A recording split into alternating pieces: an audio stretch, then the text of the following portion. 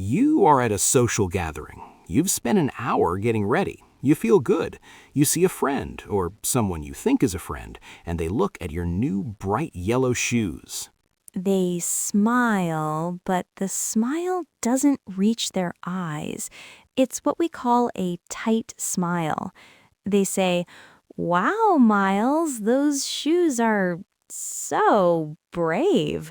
I could never wear those." Thank you. I am a very brave person. You walk away feeling like a warrior.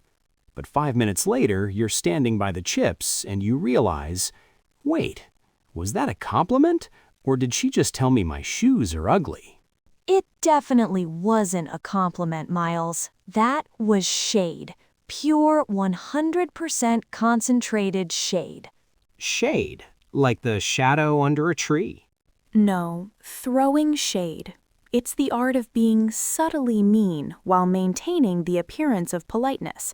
It's the social minefield that English learners fear the most because the words on the surface are nice, but the vibe is a disaster. Welcome to Vivid English Today. I'm Miles. And I'm Larah, and today we are decoding the fake nice. Larah, I see this with my students every single day. They study the dictionary like it's a holy book. The dictionary says brave means courageous. Interesting means fascinating. So when someone says their project is interesting, they feel proud. And that is the trap. In native English culture, especially in the UK and the US, we hate direct conflict. We think it's rude to say, "I hate your shoes." So instead, we say, "They are unique." It's like a secret code, but if you don't have the code, you're just wandering around being insulted and saying thank you for it. Exactly. So today we are giving our listeners the code. Let's start with the 3 levels of interesting, because interesting is the most dangerous word in the English language. Level 1? Level 1 is interesting with a high pitch. Oh, that's interesting. That might actually be a compliment. Level 2? Level 2 is the flat interesting. That's interesting. This means I am bored and I want this conversation to end, but I am too polite to walk away. And level 3, the shady interesting. This is the one with the pause. That's interesting. This means that is the weirdest, most terrible thing I've ever heard, and I am judging you deeply. The pause is where the insult lives. It really is. Let's look at some other shady vocabulary. Number 1, brave. We mentioned this. If someone calls your choice brave, they aren't calling you a hero. They are saying you've made a social mistake that they would be too embarrassed to make. Number 2, niche. Oh, your podcast is very niche. This is the polite way of saying nobody cares about this topic and you will never be successful. Ouch. And number 3, bless your heart. This is a classic from the American South. It sounds like a prayer. It sounds like they are asking God to help you, but really, it means you are a complete idiot and I feel so sorry for your tiny, tiny brain. It's so aggressive, but it's wrapped in sugar. That's why it's called a backhanded compliment. Imagine a hand coming toward you. You think it's a high five, but then at the last second, they flip their hand and hit you with the back of it. Let's do a long role play. I want to try to detect the shade. I'm going to show you a new project I'm working on. It's a specialized business. You be the shady friend. Okay, I'm ready to be terrible. So, Larah, I've decided to quit my job. I'm starting a luxury hotel for hamsters.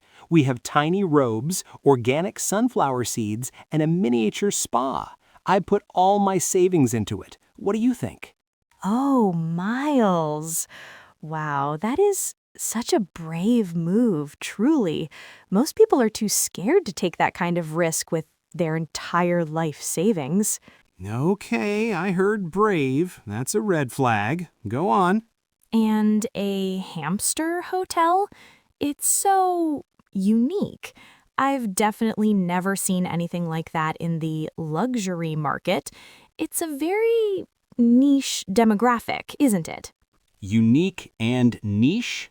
Okay, I'm being destroyed here. Bless your heart, Miles. You always were such a dreamer.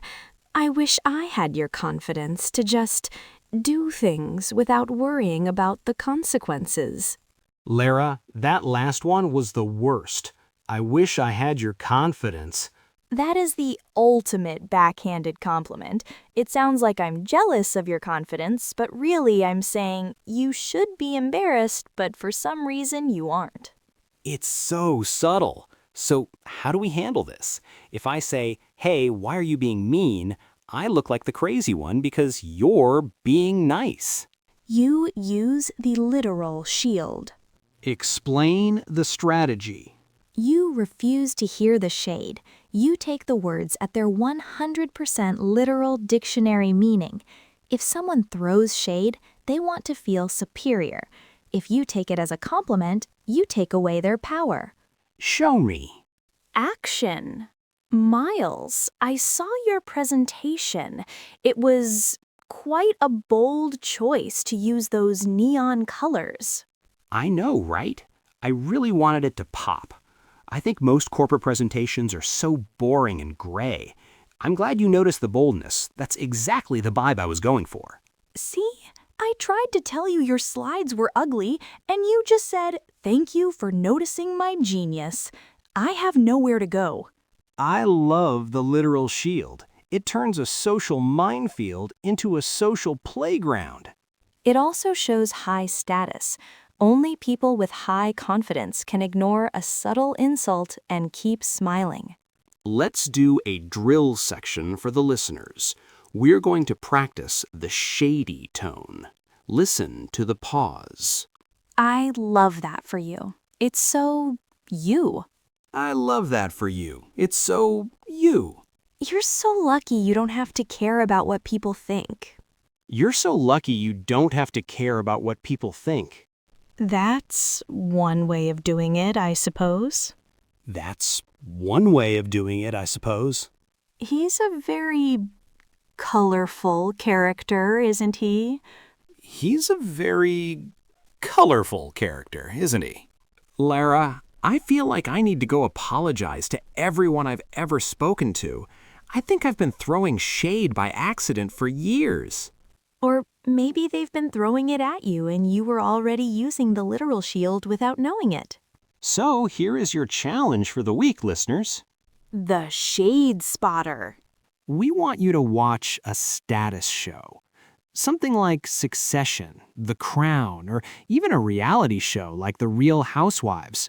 Find one moment where someone says something nice that is actually a bite. Look for the interesting or the brave. Write the phrase in the comments and tell us why it was shade. And if someone throws shade at you this week, use the literal shield.